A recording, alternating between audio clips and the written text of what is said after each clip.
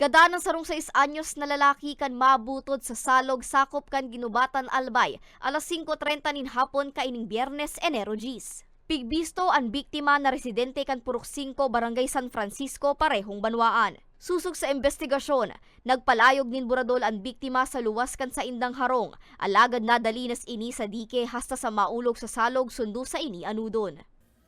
Sabi po nung nag-rescue, yung bata na po ay may gas-gas po sa may tuhod.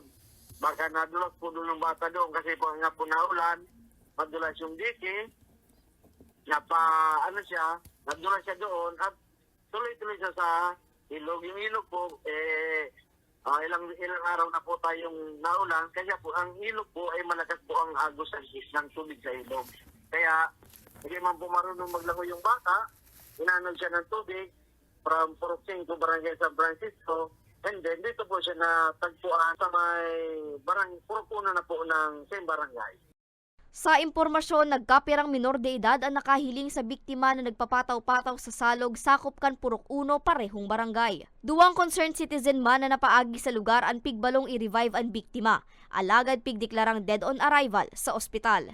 Dating na po yung tropa ko din na nag-responde, pag-shipper ulit nila, pagdating ng rescue ng personnel ng emergency, yung EMS, pag-force din po, pag-shipper din, wala na po. Sinagla po ni Dr. Kenneth James Miguel na patay na po yung bata.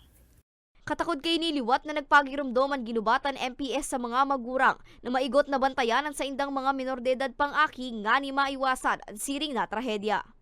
Para sa mga baretang Tatak Bicol, Angeline Dagta.